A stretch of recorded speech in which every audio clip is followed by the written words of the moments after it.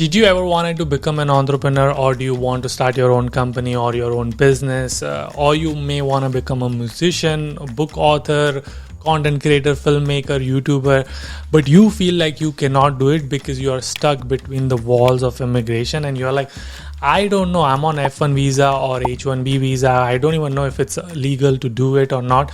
Well, good news is that this video is going to answer that exact same problem. Today's guest is Samir, who's an immigration lawyer. And with Samir, my friend Soundarya, you might have seen her on my channel. They are writing this book called Unshackled. They are actually addressing this problem. A lot of us have talked about the problem, but they are doing something about this problem. What can you do on different visa types? They are also talking about the faster way to get green card. They're talking about O1 visas. There are two different types, O1A and O1B, EB1A visa, Einstein visa. How can you get there? How can you start company on F1 visa or H1B visa? And a lot of stuff. So if you are interested in that book, you can already pre-order it today. The campaign is live. They're starting the Kickstarter campaign. So link in the description, also right here. So go check it out, use my link and go support that. I highly recommend it. You are gonna learn a lot in that book, and some of the glimpse of that book is covered in this 1 hour podcast. Please watch the entire video. Timestamps is there, so you can skip to any part of the video you want to, but I highly recommend you to take notes and you're gonna enjoy it.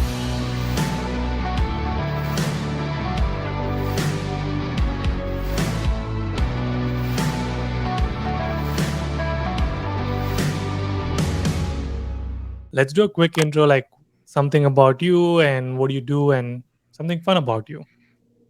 Sure. Yeah. So I'm an immigration lawyer and have been for over 20 years.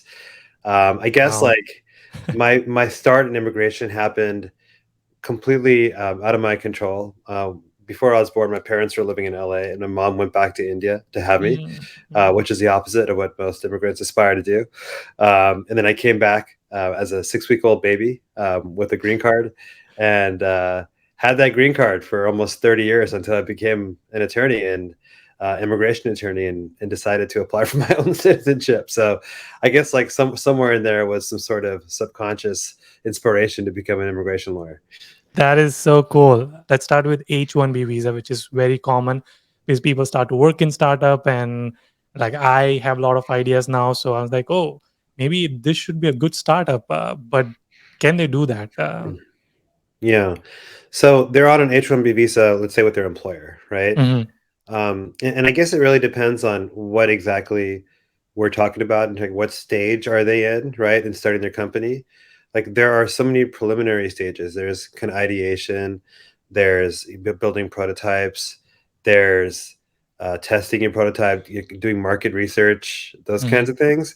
And I'll preface this by saying it's all a gray area. Honestly, Yeah. there's no. Yeah. I remember no policy guidance since 2006. So there weren't many even kind of startup immigration issues back then. So nobody's ever really Right. sounded on this.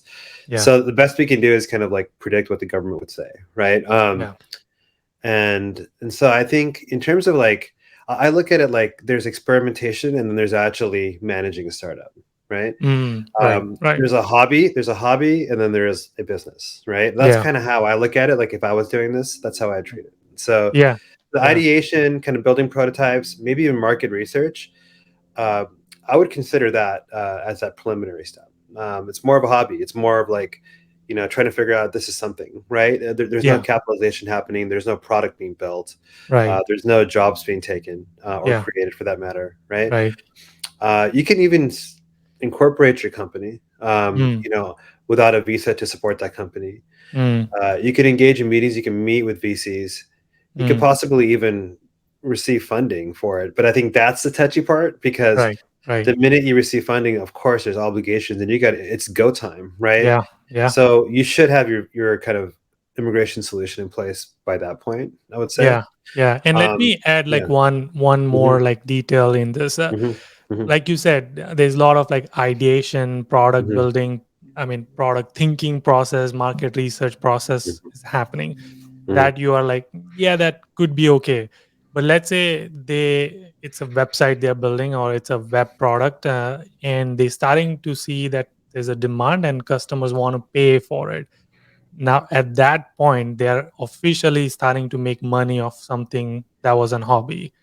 Is that going into that gray area? That might be out of the gray area into the red area, into the Okay. warning area. Yeah, yeah, yeah. I think before that, that's an amazing problem to have, right? Like when Right. that happens, it's like, oh my god, this is amazing and it's exciting. Yeah. But it also can get you into trouble, right? Yeah. If you don't have a visa kind of solution to support that, Mhm. because then you are working. You are not just kind of ideating. You're not kind of passively pursuing a Mm. hobby. You Mm. are running a business, right? Mm. Yeah. And you definitely need a kind of permission to do that, separate Mm. permission. I Mm. think also keep in mind. I think most people know this, but just in case you don't, this is not really even an immigration consideration so much. But a lot of companies, like read the fine print of your offer letter with your employer. A lot of Mm. companies prohibit you from even doing this, Oh, right? right. Yeah, yeah, yeah. Yeah. So, That's and true. that once again, nothing to do with immigration. It's more about it. It's an employment law or contractual issue. But watch out for that because that can get you into trouble in a different way. Yes, So, true, yeah, yeah. true. Yeah, yeah, yeah. Yeah, no, I'm blessed in that way. Like my company's okay with me doing side hustles and things like that. But That's yeah, awesome. Yeah. yeah. But there are a lot of companies where they would say, we want you, like we want you full time and you shouldn't be Hmm. doing anything else, Hmm. or at least competing something against our products. Hmm. Yeah. Hmm. And that was mainly for H1B visa. I Hmm. know there are other options for F1 visa, and a lot of Yeah. my audience who's like, either they're doing their undergrad or grad programs here, and they are more excited because they get to participate in this entrepreneurship competitions and like Hmm. big four competitions, and they are more excited to see even if they can do it. What are their options, and like Hmm. where does their gray area start? Yeah, and before I get into that, is it okay if I just kind of finish the thought I had on the Yeah, yeah, H1Bs? yeah, yeah, Is that okay? yeah. Because I talked about, at what point do you need, a work visa, right? Mhm. But one thing you can do is you can set up so assuming there's no conflict with your employer, right? Yeah. You can set up a concurrent H1B. So one that kind of runs alongside your current one. So let's say you're at, I don't know, Netflix, right? And you're on an Mm. H1B with Netflix. You can set up a part-time H1B on the side that's for your company, right? Ooh. Yeah. Yeah, yeah. So generally speaking, and let me backtrack a little bit again, you can have an H1B for your own company. Okay, so let's say you just want one full-time H1B for your company. You're like, I'm doing this full Mhm. time. Mhm. You can do that as a founder. You should be a co-founder and or have a board of directors that can, by contract or by looking at the bylaws, can rightfully outvote you on decisions and can Mhm. quote unquote fire you, right? Mhm. Because then the one thing you have to show in this context for an H1B is that there's an employer-employee relationship in an H1B. There's Mm. an employer is going to control your work, right? Yeah. And if Yeah. it's your own company, then how do you do that? But the USCIS has come up with very kind of precise Mm. guidelines as to how to do that. They want to encourage it, right? Yeah. So Yeah. because there are no startup visas, so this is like the workaround. Right. Right. So you can do that. So you can have an H1B for your own company. Now, taking it one step further, if you're not ready to leave your current company, but you want to like avoid the situation where suddenly I'm working without authorization, right? Yeah. You Yeah. can do an H1B concurrent to the one that you have for your current company. Mm. Same situation, there has to be like employer-employee relationship. It's going to be part-time and you have to pay yourself a salary. So that's a Mm. downside. There are other visa options that we can talk about a little later, but that's Yeah. just to round out the whole H1B issue. Right. So Yeah. yeah. And sorry, now that you mentioned that, let me Mhm, just mhm, clarify because mhm, this is interesting. mhm.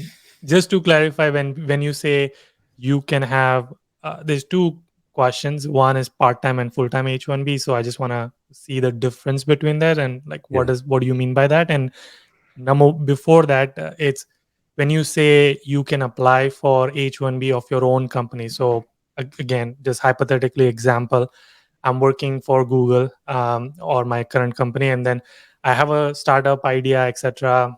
And I can form a company, and then I'm like, hey, I want to transfer my H1B from my current company to the company I'm building. I can do that. Mhm. Yeah, Okay. and that's the most like that second example is the more common one, right? Mm. doing an H-1B transfer, which is a very common process, Right. from one employer to the other. It's just that the second employer is your own company, right? That's Yeah. the only That's difference. okay. Yeah, yeah. But obviously, you gave all the kind of points or Caveats. Yeah. conditions. Yeah, that you should be able to get fired from your own company, etc. And now let's talk about part-time MBA and full-time MBA. Like, what does that mean? And is that like always been the case? You must be considering going to business school because I think you meant part-time, full-time H-1B. You said Yeah. Oh, right. MBA. Sorry. MBA. That's Yeah, okay. yeah, It must be yeah. like front and center Yeah. on your mind. Yes. Yes. Yeah. Yeah. So if you think about it, like I guess you could have two full-time H-1Bs running Mm, concurrently, but mm. how would you do that? Like both companies would require you to work from 9 to 5 Monday through Friday, right? Yeah. So USCIS is going to be like, how are this can't be a real H-1B if it's full time. Right. So Yeah. so that's why we always say the second H-1B should be part time, right? Part-time. Because Mm, then it's like okay, I can work on it in evenings or on the weekend, right? mm, mm, And it's conceivable to fit a part-time job next to a full-time job, right? yeah. Now part-time could be anywhere up to 20 hours a week, Okay. right? Yeah. We often put a range. We can say like, 2 to 20 hours a week. Right. And then your salary would be like an hourly salary. So if you have to make the prevailing wage, right? As a minimum salary. But let's say it's like, I don't know, 40 an hour, but you're Mm-hmm. working 2 hours a week, you're only paying yourself 80 a week, right? Yeah. And that's legal. You can do that. So Right. it's not the cleanest situation. It's kind of weird, Yeah. but it's worth it to kind of keep you safe. Right. Right. Yeah, yeah, And same thing. I'm assuming you can do the part-time H1B for your company you're building. yes, Yeah. yes. If you're running like an HOB concurrent to your main employment, it can be for another company and it can be for your company. Doesn't matter. Yeah, Okay. yeah. Cool. And so I guess follow up on the H1B side still is that when they start to pitch to VCs, and let's say a VC agreed that, okay, I'm ready to give you like $5 million to invest into your company. Do they need anything like at that time? What do they need to do? Let's say they've pitched it and their idea was great, and now they are like, now is there actual problem? Like, okay, how do I work around this? Yeah. And I think at that point, I mean, I think at that point you would have incorporated a company. I think I'm not entirely sure. I think VCs are different, right, in terms of what they would require. But Yeah. I think most of them would expect a company to have already been incorporated by that Right. point, Yes. Yeah. right? Yeah. Yeah. Um, and because they need an entity with which they enter into an agreement with, right, to issue a term Yes. sheet. So, Yep. so if that's the case, like you as a founder should anticipate that, have your ducks in a row to get your H1B up and running, right away, right? Mm, If you haven't already done so by that point, mm, because you'll actually be in prime position if you got 5 million. That's a great way to show USCIS that this is a viable entity, able to pay your salary for the next 3 years, right, mm, and mm, hire other people and grow and kind of provide you and others with lots of work, right? Which is what we try to show with the H1B. right. So, yeah, I would say by that point, like the diligence should be done by the founder, and even before then, to kind of map out the steps required for the H1B, retain your law firm, like be able to push a button and go. Once you start, it takes about 4 weeks, Mm, maybe 5 weeks, 6 weeks mm, max to mhm, get an H1B approved, right? mm, And so mm, maybe you're starting to work, in that meantime because you got in the funding, but mhm. you don't have to put yourself on payroll, right? So Yeah. there's going to be Yeah. this gray area, which if you ask the government, they say you can't do it, Yeah. but it's such a short amount of time. I'm Right. not sure Right. anybody's really gonna kind of notice. Yeah. Yeah. Yeah. Yeah, yeah. Got it. And what would you advise in terms of like starting with a partner, without a partner being another immigrant, being citizen, green card? Any thoughts over Hmm. there? Hmm. Yeah, I mean, yeah, aside from like the general considerations of should you have a co-founder or not, which, I'm not going to get into that because I'm not not an authority on that, but Right, right. just read all the YC blogs and kind of Sam Altman's articles and stuff on that. But for immigration purposes, it's really good to have one, a co-founder, or two, because then it's really easy to show that they can outvote you, right? If you have one co-founder, but you have a board, which you'll more likely than not have if you've received funding, then you can show the combination of the co-founder and the board can outvote you, right? And that's what you have to show to establish employer-employee relationship. Right. In terms of the co-founder, if they also need an H1B, then I worry about that a little bit, because then it's like that employee has to show the same thing that you're showing. And Right. it's like, if you're both trying to say the other can outvote you, like USCIS would catch on to that. Like, it's Yeah. very Yeah. like they will question that. So Right. Right. that other person should not be an H1B holder, ideally. It should be, a green card holder. Maybe they're on a different visa, like an O visa, or a US citizen. Yeah. Yeah. Or honestly, they could be, this could be a nice segue into your student conversation, but they could also be a student on OPT, right? Right. Yeah. So Yeah. yeah. And that's what I was gonna ask you. The next question was like, okay, moving on to someone who is a student right now, F1 visa, and they have idea and they worked on it during their, let's say, like an entrepreneurship course they took, and they're like, okay, I now want to explore this more. What are their options? Mm-hmm. Yeah. So students who are pre-graduate, right? They're still in school, whether it's a bachelor's or master's degree program or advanced degree program. Typically can't work, right, unless they have permission. Yeah. During the school year, they can get permission, like for like your internship, your typical internship permission, called CPT, Yep. curricular practical training. You just go to your school and they will authorize that for you if you explain what the work is. Yeah. And I have a client right now who just received a massive amount of funding but hasn't graduated yet, right? And they're on CPT, and like they're working for their own company on CPT right now. Oh, that's so cool. Yeah. Yeah. It's really, and as you can imagine, he's super nervous. So he's like, oh my God. So we had to try out a plan. Luckily for him, he wasn't born in India, because for these, not that it's bad to be born in India, I was, but for green card purposes, it totally helps. And we can do a national interest waiver for him to cover him for a green card in a very short time, right? But right now he's on CPT, and he's working 15 hours a week, like as a quote unquote intern for his own company. His school knows all about it; they okayed it, and the schools are the ones that have the authority to say yes or no. They're fine with it, right? It's a major university, so so that's what you can do pre-graduation, and then obviously you're applying for that 1-year OPT work permit for after you graduate. Okay. You have to work, right? You can't have more than 90 days of unemployment with that. Correct. And you can use that to work on your own company pretty much without restriction. And you don't even have to pay yourself, right? As long as the work is related to your degree program. And that's the same case for the CPT. And then if you're a STEM major, right, and you're authorized for your 2-year STEM OPT extension, number one, and you want to do it for your company.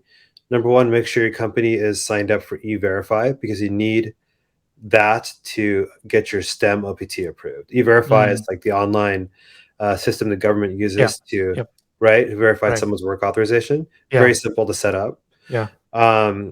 And then once you're in the STEM OPT period, you can work for your own company, but you have to be a little bit more mindful of that employer-employee relationship again. Because that's where you're going to have to submit a form from your employer stating how you're going to be trained and that kind of thing. There needs to be somebody else who can say that about you.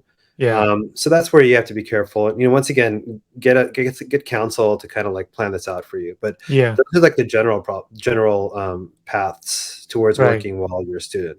Yeah. And again, I'm going to be like more hypothetical in this scenario, which I'm going to ask you. Let's say someone who's pursuing their master's in computer science at a university, studying, and they're, like you said, they utilize CPT to work on their company. And before they graduate, they like you said, they have a good funding, and the company is like about to start getting real customers. On OPT, they are on OPT. They can work for the company we've been working while they are studying. Is that still okay? Yeah, they can work, and so we have lots of clients that are doing that. Then, when March rolls around, we do their H1B. We try to get them in the lottery, right, for that company. And that for the same company they built. Yeah. Right. Okay. Yeah. Yeah. Yeah. That's awesome. But Yeah. but they It's a do they company, have to right? Yeah. maintain the wage requirement? Yeah. Well, no, for H1B, they do. Yeah. Yeah. For OPT, you don't. OPD, no, right? Because Yeah. yeah. Right. But hopefully at that point they have enough income or funding that they can fund themselves and show the minimum wage requirement. So what some of my clients do, and we help Mm-hmm. them kind of time this out. Let's say they're on OPT, and then we apply for them in the lottery, and they get picked, right? Mm-hmm. And suddenly they're like, oh, so by October 1st, which is when the H1B starts, I have to start paying myself a salary, and that might be okay with them, or that might freak them out a little bit because it's a little early. Yeah. But you can apply for the H1B in such a way that it can either activate automatically on October 1st, or it'll activate once you leave the country, get a stamp, and come back in, right? Mm, So then if it's a second option, then you can kind of like, you can mm, dictate when the H1B obligations kick in. yeah. Yeah. So, yeah. Yeah. And there was another thing which I found out, and I think you're aware of that as well, which is the global entrepreneurship Mhm. in residence program, where you Mhm. can actually apply for cap exempt, H1B Mhm. cap exempt. Do you have idea about that? And if you Yeah. can talk through that, yeah. No, those are wonderful programs. They definitely work. It's definitely a thing, right? The way it works is like if you're not picked in the lottery, okay, and you're running out of OPT, there's nothing else you can do. You can't do an O1, you can't get a green card. There's no other option, right? Right. So there are certain institutions that don't have to go through the lottery when they sponsor people for H1Bs. Most often, like the most common version of that are public universities.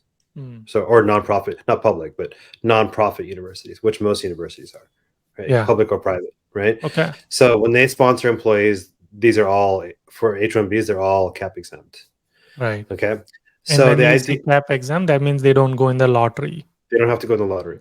Yeah. Now keep in mind, as a general consideration, cap exempt H1Bs, you can't transfer them to cap subject H1Bs. So you can't go from like working for Wow. Harvard to working for Google, right? Yeah. Because Yeah. then you need a lottery. But Yeah. it's still a good kind of short-term fix because but the way it works here is you do work for the university. They usually have like Global EIR, and there are others too. There's another one, at least one that I'm aware of, that's really good. And they partner with universities to set up kind of like just kind of startup programs, like Mm-hmm. clinics, right, Mm-hmm. within the school, Yeah. at which they work. And so they work part-time for the school, and that's how they get their cap exempt H1B. Right. Then they do the reverse. Then they do a concurrent H1B to that one for their company. And if you have, Oh, so that's how it works, right? We talked about yeah. concurrent H1Bs. Yeah. Yeah. If you have Yeah. a cap exempt H1B, Yeah. you can do a concurrent H1B for any other entity, even if it's for profit. Mm. Um, Mm. but the only caveat being, if your cap exempt position goes away, then so does the other one. Right. Yeah. But that's what these programs are, Yeah. and they're Yeah. put together by very smart people. Lots of lawyers are involved with this. The law is clear, right? Yeah. Yeah. And they've standardized the process so that it's yeah, definitely recommended to do that if you can. Yeah. Yeah. And that brings me to something you guys are working on, you and my friend Soundarya, on Unshackled, the book which you guys are writing on. First of all, like, who is that book for? Why are you writing this? Tell us a little bit about Mhm. that. Yeah, I mean, we each have our slightly different kind of motivations for it. I mean, they're all basically, the same reason, but we come at it from slightly different angles. Help reduce the level of anxiety and stress, Mm-hmm. Mm-hmm. um, and depression. The hit that it takes to mental health from this lack of information and lack of agency, and Mm-hmm. autonomy that's created from this system that's messed up. And so, to remedy that by providing this group with information, hopefully, that will at least give them a a plan, so a feeling of like just agency, like maybe Hmm. feeling a little bit more empowered to take Yeah. that next step and Hopeful. Yeah. Yeah. hope. Exactly. Yeah. Yeah. Right. Right.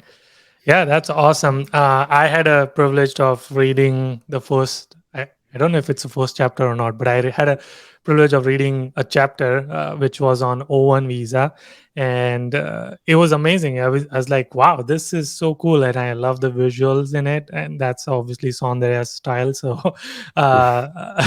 so that was good. And obviously, I'll put some pictures for people to see so they can kind of go and.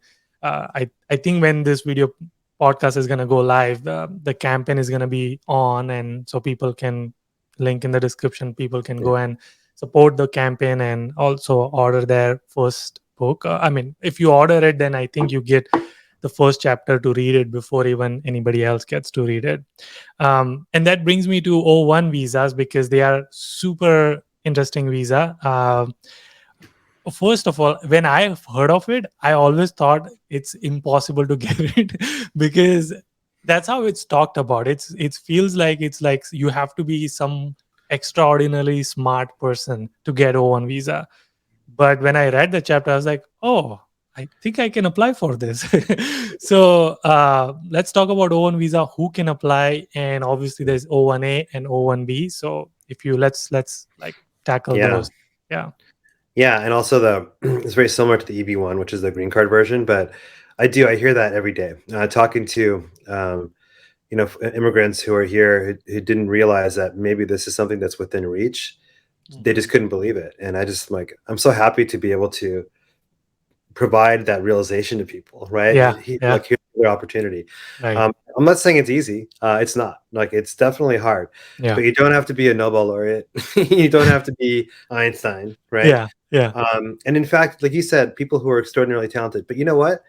A lot of immigrants here are extraordinarily talented, That is and true. That they're is they're true. being they're being kind of like slow rolled through this kind of cattle cart of the EB2 EB3 program, and Yeah, it's so unfair, right? And yeah, so and when I meet people and I talk through the O1 or EB1 process with them, I'm like, you are doing incredible things. Like, you need to yeah, like get free of the visa process so you can go and do those things, right? So, yes, yeah. um, so that's like the kind of the motivation behind us, like really pushing the idea of the Hmm. O1.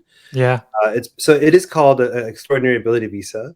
yeah, If you are in the businesses, sciences, engineering, athletics, arts, you can qualify for this. There's two kinds of O1s. There's ones for like business, science, engineering, right, athletics, yep, and there's one for the arts, like right. whether it's Yeah. like the Singing, creative dancing. arts, culinary arts, or actors and motion Hmm. pictures and that kind of stuff. So O1A is for like the business engineering, O1B is for the arts. And they have slightly different kind of criteria, Hmm. but basically, like the general idea is they provide a list of 8 or 9 requirements, and you Yeah, have to meet 3 of them, right? yeah, yeah, And a lot of the people I talk to have 2, maybe even 3, but definitely 1, if not 2, and with a little bit of kind of deliberate effort, can get to that third one. right.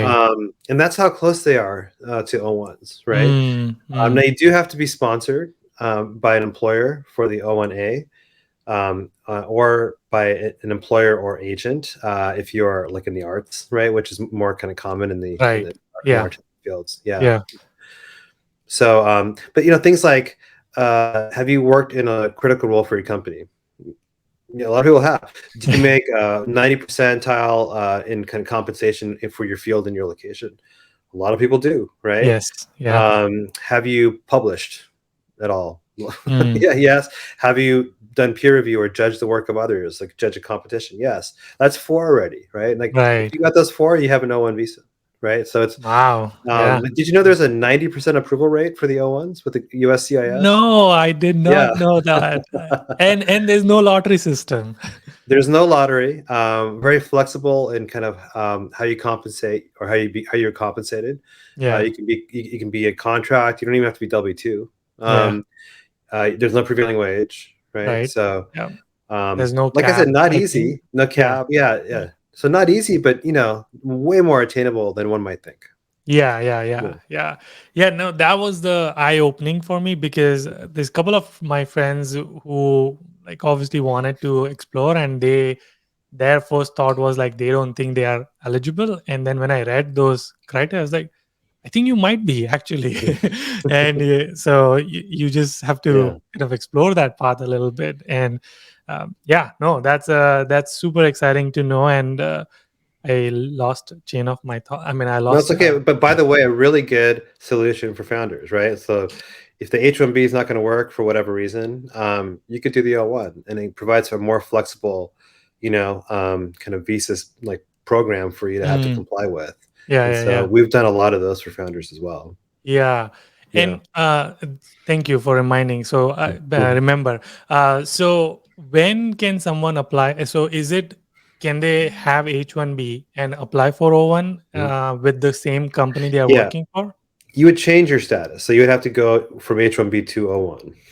So yeah. So you can't have an H1B and an O1 at the same time. No, right. Yeah. Sorry, I meant let me Mhm. rephrase my question. So Mhm. let's say I'm working for Google, I have H1B through them, Mhm. but now I request my Mhm. company Google saying like, hey, instead, can you file for O1 because I'm Yeah. eligible for it, and that's how it works. And then once it's approved, it transfer. Well, there are more practical considerations there. Like, so in years of working for companies, right? Like, I understand kind of like the idea that kind of is behind like the policies they make at companies. These are not rules but policies, and it's cost based, right? Like, Mm, a company is unlikely to agree to sponsor an O1 when you can just have the H1B, right? mm, Even if you qualify, there's really no business kind of justification for them to do so. It just makes more sense for you to stay on the H1B, if in fact if that's what they've already done for you, right? okay, right. So for that reason, they're like, unlikely to agree to sponsor you, not because you wouldn't qualify. If you do, it just doesn't make business sense for them. That Yeah, makes sense. Yeah, which is understandable. yeah, yeah. Yeah, yeah. And so, at what point someone should consider O1? Well, the few times a company may agree is if you're running out of H1B time, and Okay, you don't have your green card kind of in place, like the right. I-140 is not approved, right? So then that's like an emergency. They need to keep your work authorized, and you might Yeah, qualify for the O1. They'll almost definitely do an O1 for you at that point. got it. Um, Another reason to do an O1 is, let's say you're a student, and you're not getting picked in the lottery, but Mm, maybe you're an advanced degree student. You've published already. You've already done peer review, right? Maybe you have some work experience and already played a critical role for a company before. mm, Then instead of the H1B, which you're not going to get because there's like a 30% hit rate right now on those, yeah, yeah, you can do an O1. So it's a great H1B alternative. got it. Um, Okay. and then I think the third reason would be to kind of set yourself up for the EB1, which we'll probably get into in this podcast. But you don't need to have an O1 to have a Mm, successful EB1 green card process, but it's the requirements are very similar to each other. And if you kind of wanted to kind of build your profile and kind of prepare yourself for the EB1, and mm, O1's a great way to do that. Plus, it gives you a little bit more credibility. Like, I'm an O1 holder applying for an EB1. I've already been deemed extraordinary by USCIS. It mm, adds like a few percentage points, kind of in your favor right. when your EB1's being adjudicated. Yeah, yeah, yeah. Yeah. And I guess let's just jump on to EB1As. Is Mhm. it EB1A? Did I say EB1A. it right? Yeah. Okay, Yeah. cool. That's correct. Yeah. Yeah. So I know it's also called Einstein visa, is it? I I think the Einstein visa is used interchangeably with the O1 and the EB1. Like I said, they're Oh, very similar. It's actually not a visa. I mean, I don't know. We use visa so kind of interchangeably with like different concepts and stuff. It's the O1 is temporary, right? got it. So that's more like the visa status, right? The temporary visa status. The EB1 is a immigrant visa, so it isn't technically a visa, but really what it gives you is a green card if you're approved. Yeah, So that's permanent residence. So got it. it's really tied in very deeply with the permanent residence process. Mm. Mhm. And just to clarify, O1 you can still. I think H1B it expires after 6 years if you're green card is not in process, and O1 you can extend it You indefinitely. can indefinitely for 1 year at a time if it's for the same company, same job, which can be a little annoying. But Right. honestly, by that point, a lot of O1s are doing EB1As, and so Right. it's True. less of an issue. True. Yeah. Okay. Yeah. So let's talk about EB1As. Who is it for, and Yeah. how? Like, what's the process for them? Is it pretty much same? Well, let's talk about the EB2 for a second, or EB3. Like, Okay. how frustrating of a process is that, right? Your company has to do a perm, a labor market test for a job you already hold, Yeah. right? Um, that takes, current processing times are anywhere from like a year to a year and a half right now, Yes. just for the Yeah. perm. Yeah. And then to get the I-140 approved, and then to sit for years and years and years, waiting for your party date to become current. Okay. Mm. So the EB1, there's three kinds of EB1s: EB1A, extraordinary ability; EB1B, outstanding professor, researcher; EB1C, multinational manager or executive. Okay. All three of those bypass the perm, right? Mm. So, because their first preference, the government is deemed like, we want these people here so badly, we don't need to do a labor market test for them, Mm. Mm. right? And Yeah. sorry, Mhm, just want to add mhm, firm, because I think you mentioned it, and mhm, maybe some people who are very new to this mhm, immigration world, I understood it. Uh, what? So can you explain the EB2 and EB3, the perm mhm, thing? Because I mhm. think it's important for people to understand why that is a problem. Yeah, I mean, one of the main policy considerations for any government, any country, in formulating its employment-based immigration rules, is to protect their job market Yeah. for like, in this case, for Americans, right? Yeah. So they want to restrict the number of people who get green cards, um, by first making companies show that they cannot find qualified U.S. workers, right? Mm. So the majority of green card processes are forced to go through that. Mm. And EB2 and EB3 are second, third preference for the annual green card quota, um, are forced to go through that. Those are the most common, avenues. Yeah. EB2 is basically, I'm working in a job that requires at least a master's degree or a bachelor's degree and 5 years experience. And EB3 is, I'm working in a job that requires at least a bachelor's degree, or just 2 years experience, as a Mm. skilled worker. Okay. Mm. So these are like, quote unquote, like a little lower than EB1. Right. And because the percentage of applicants are so high, they make everybody run through the labor market test, right? Yeah. Which is the perm process. Right. Yeah. And so the EB1s don't require that, right? Yeah. So, but the difference between EB1A and the two others, B and C, so EB1A is the only one where you can sponsor yourself. Mm. EB1B and C both require company sponsorship. Right. Okay. So if your main motivation is like, I'm working for Google, and EB2 is taking forever. I'm not a multinational manager. I haven't worked abroad for Google for 1 year.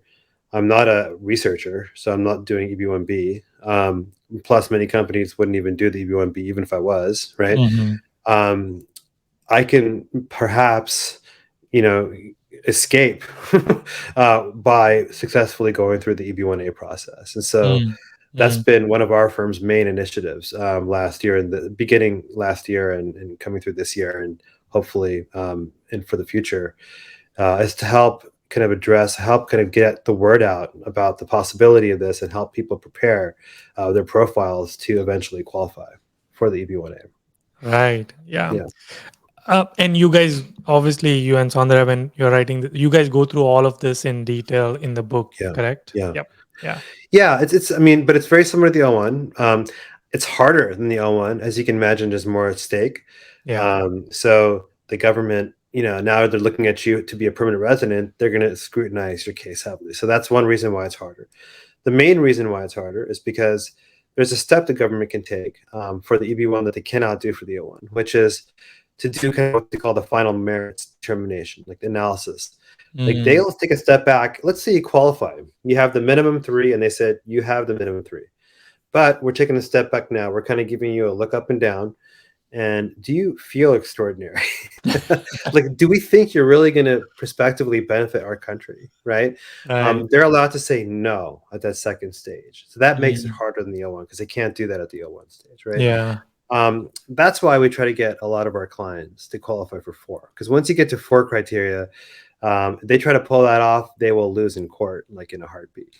Right. So Mm, yeah, yeah. mm, that's awesome. Obviously, check out their book because that's where you'll get to know. And then all of this, you have to consult an immigration lawyer. So, maybe Samir, I'll leave your link in the description so people can reach out to you if they feel like, oh, maybe I should consult you and see if I'm eligible for EB1A or O1 or whatever. You cannot. I don't think you can do it on your own. So please consult immigration lawyer before you do anything. I just wanted to kind of clarify that too. I want to move on to the most common questions because I did a Instagram poll and YouTube community poll, and a lot of people ask me like, "Hey, can you ask these?" So these are the questions, burning questions, I would say, and I get it all the time. And I think most of the answers are probably going to be like a little tricky to answer because it's case by case, but Mhm. we'll see.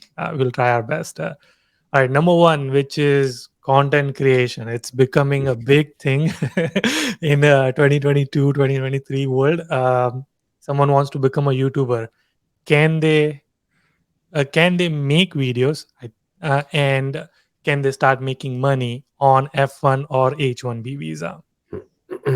Yeah, no, this is once again, lots of gray areas are being formed in today's kind of internet and kind of and social media economy. Yeah, yeah, And there's once again very little guidance from the government, and so we always have to kind of go back to our kind of foundational considerations, which are: is this employment, right? Are you working? Are you engaging in productive work and getting paid for it? By the way, you don't even have to get paid for it to engage in productive work. Um, if you're engaging in traditional volunteer duties, that's really all that you can do without needing work authorization. So mm, I'm helping in an animal shelter, right? Or I'm working at a hospice. These are traditional volunteer duties. You don't need work authorization.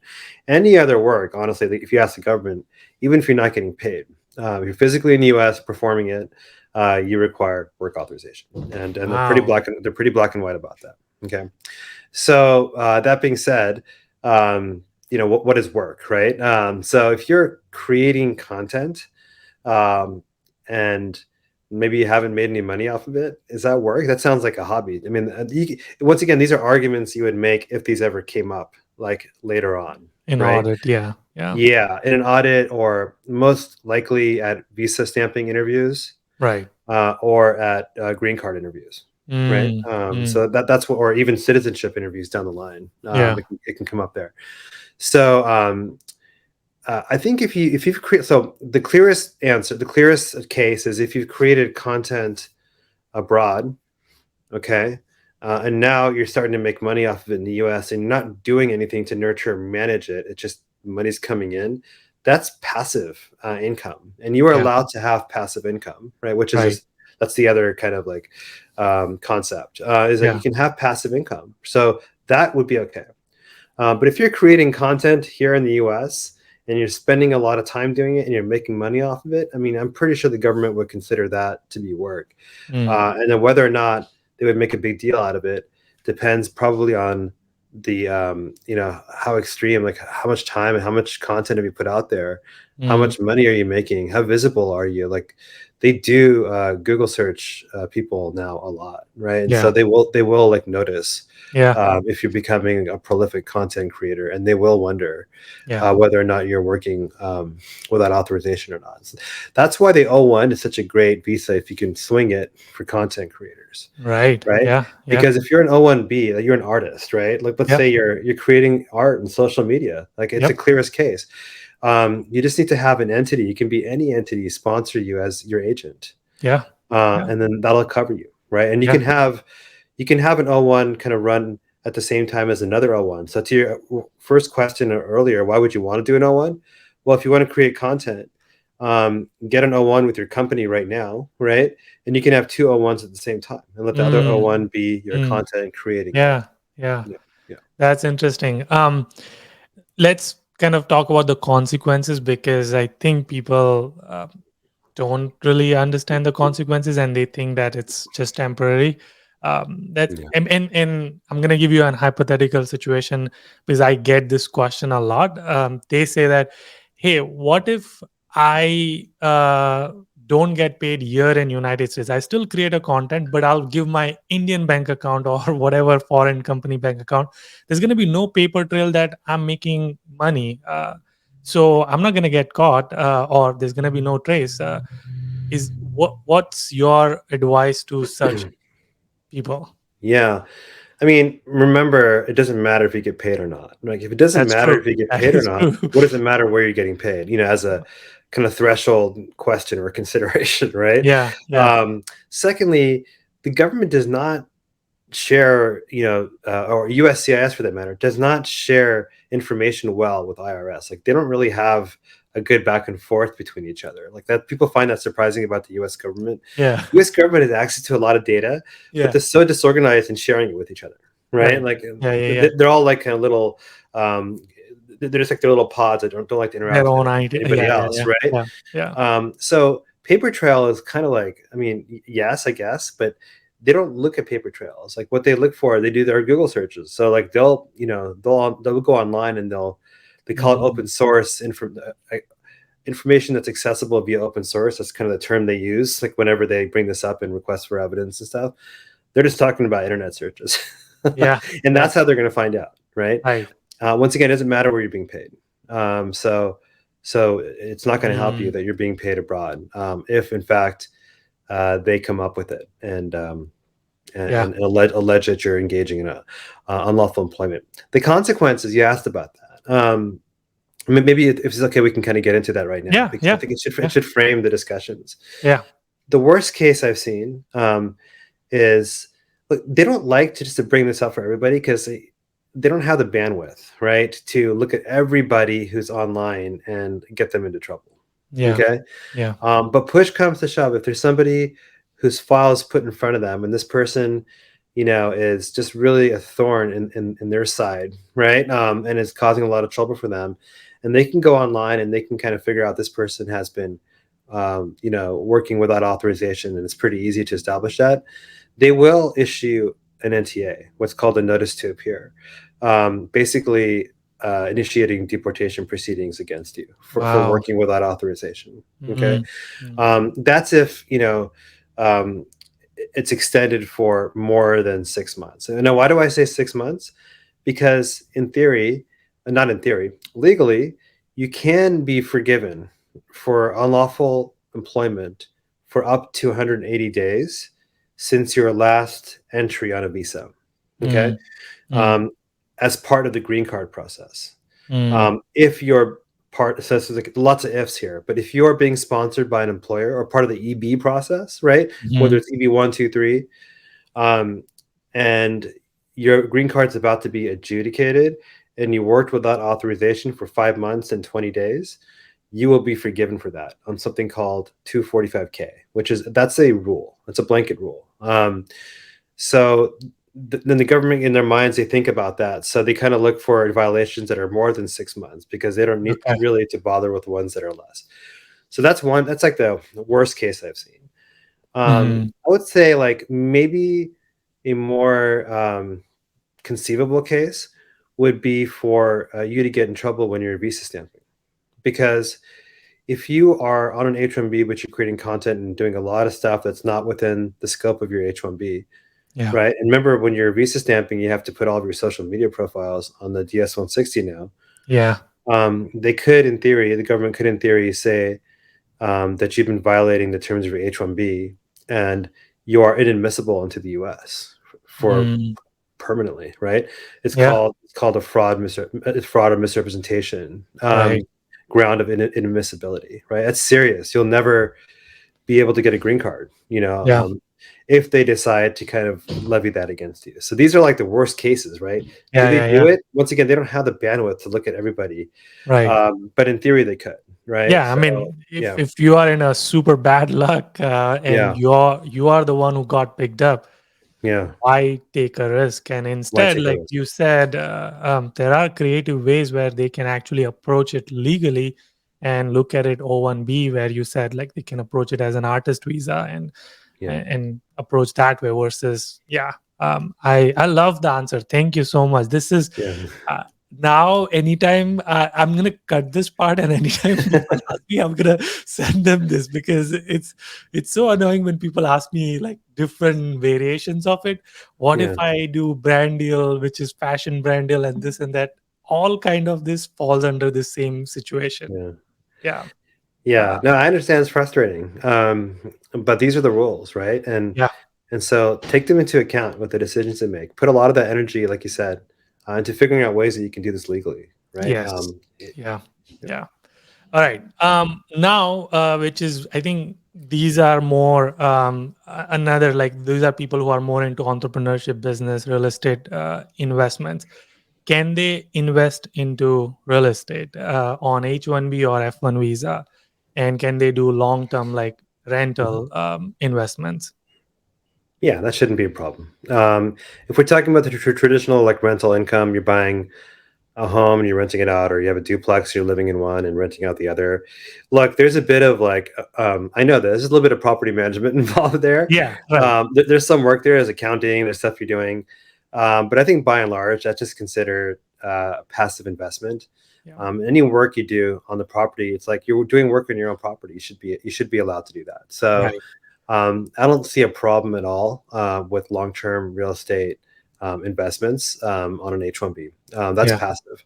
I think. I mean, you had asked about like Airbnbs and stuff, and that's where it gets a little dicey because now you're like, okay, it's more short-term, right? Right.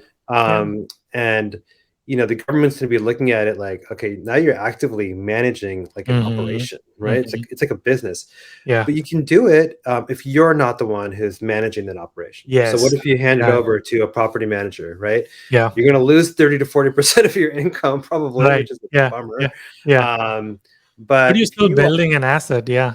you're still Yeah. building an asset, and you're just kind of doing the short-term rental thing, and as long as you're not the one managing it, I think you can do it. Yeah. Yeah. No, I mean, you already answered my follow-up question. I was going to ask you that if people can do Airbnb, not necessarily them maintaining the, like managing the Mhm. guests coming out and locking in and locking out and all that stuff, And cleaning and all that stuff. cleaning and yeah, Yeah, but yeah. like having someone like a property manager who manages the Airbnb for you, Mhm. is that something they can do it? Yeah. And it looks like you, The answer is yes. Yeah. yeah. Mhm. Another one which is also very interesting one, again, because now digital economy or creator economy is growing and booming.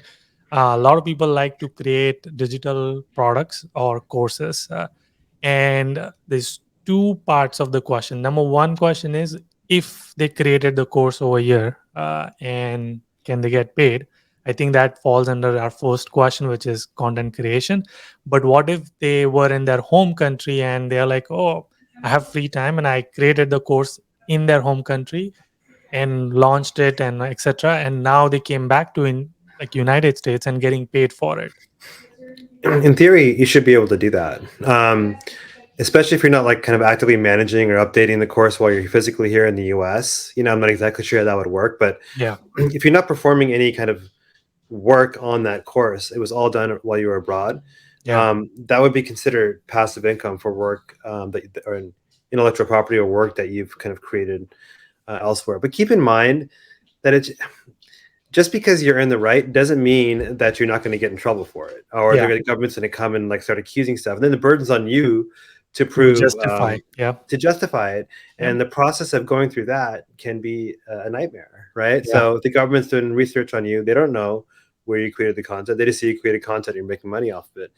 Then you're going to have to go and go through the whole process and show them that. And so that's a risk that if you ever get called out Hmm. on that, you might have to go through that, and that can be really unpleasant. Yeah. So Totally. Totally. yeah, yeah. No. Um, awesome. A few like couple last questions. One is I've also got this question a lot is, can they invest in retail stores, like a grocery store? Indian grocery stores are very popular, or even gas stations, 7-Eleven, things like that. Not Mhm, necessarily them managing that, but mhm, more like, hey, I have 50,000 cash and I want to help someone. I want to invest into a mhm, open a grocery store or mhm. open a food truck, and someone else is doing all of it. They're Yeah, just like a investor. Yeah, that's passive management. Like if they're not doing any work to kind of actively manage their investment or manage that entity or the enterprise, they can 100%. It's like investing in stocks. Like Right. there's no difference, right? Yeah. So just make sure you keep a good paper trail about you not doing any work. Maybe it's part of like the note that you enter into with the entity, right? To confirm that you are not going to actively participate in any management responsibility. This is purely passive on your part, Right. so that you have like some paperwork to kind of cover you. But I don't see a problem with that at all. Okay. Yeah, yeah, Um, Another interesting one. I don't know if you've heard of this or not, but there's something very popular. Like we have Airbnb for homes. There's an yeah. Airbnb for cars as well. Now, it's called Turo. Turo. Yeah, Yeah, yeah. where you Yeah. can, if you have Tesla and people are like wanting to rent your Tesla, you can do that and make money off of it. Is that legal? Can you do that? Can you not do that? What are like? Where's the gray line here? I would say uh, probably risky. I don't know how it would ever come up, honestly. Like how is like a government USCIS going to like know by Googling your name? How are they going to come up with your Turo profile? Maybe they will. I don't know how that would work Right. to know that you're actually doing this. But if you look at it just kind of in theory, right? If you break it down, you are selling. You're not selling. You're renting out your car like you're renting out a property. You're actively managing the process to do that. You're probably communicating with the people. You're probably, getting cleaning the car, kind of turning it around, getting it ready for the next person, driving it to wherever garage you have to drop it off at, or however that works.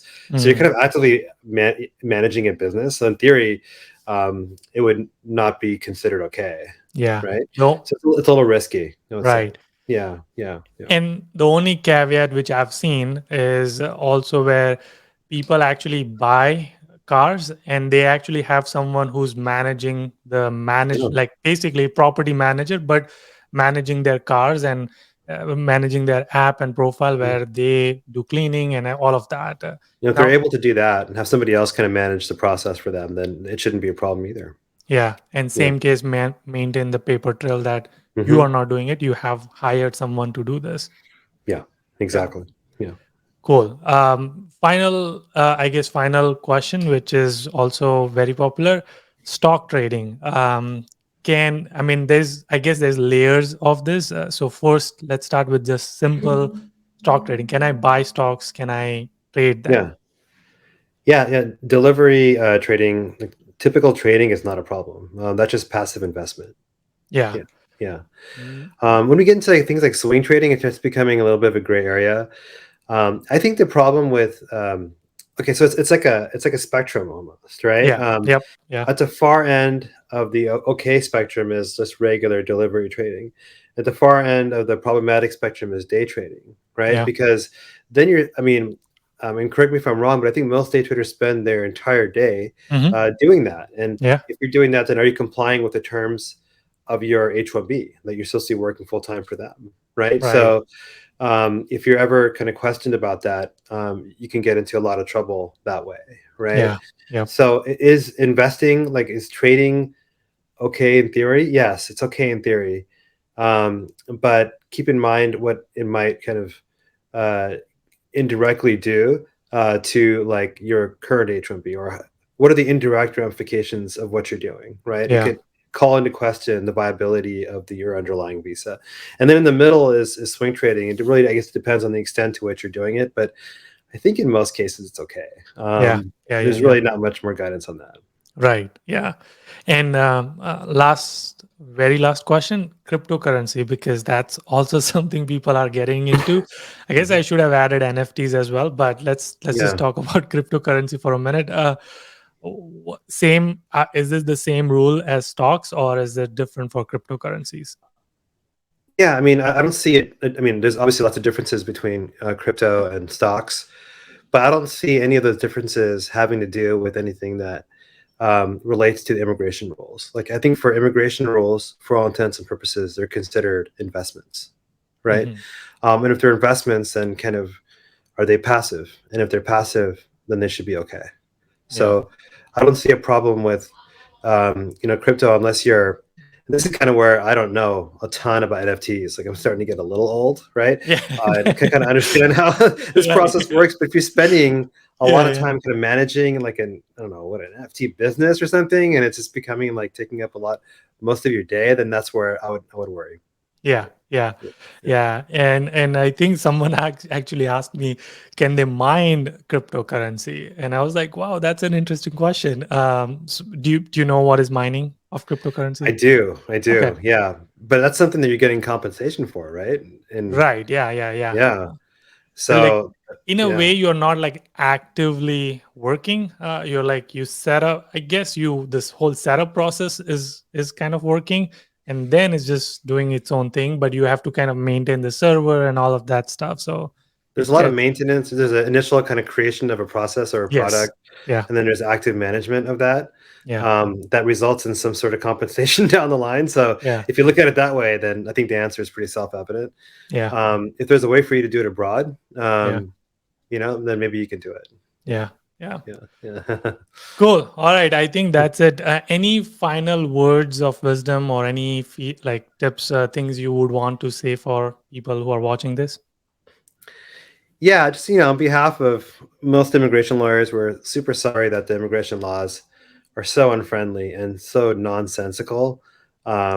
They're almost like and the country's almost hurting themselves because a lot of you can provide so much value to our country, create so many jobs, and really just do amazing things for yourselves and for us. That being said, take care of yourselves. Like, make sure you don't play fast and loose with immigration rules because it will come back to haunt you. Take proactive steps to keep yourself protected and safe, while at the same time charting out your path for innovation and freedom from the immigration process, and you won't regret it. Yeah, that's Yeah, awesome. Also, check out their book. It's called yeah. Unshackled and link in the description. Thank you, Samir. Until our next one. Keep smiling and keep hustling. Awesome.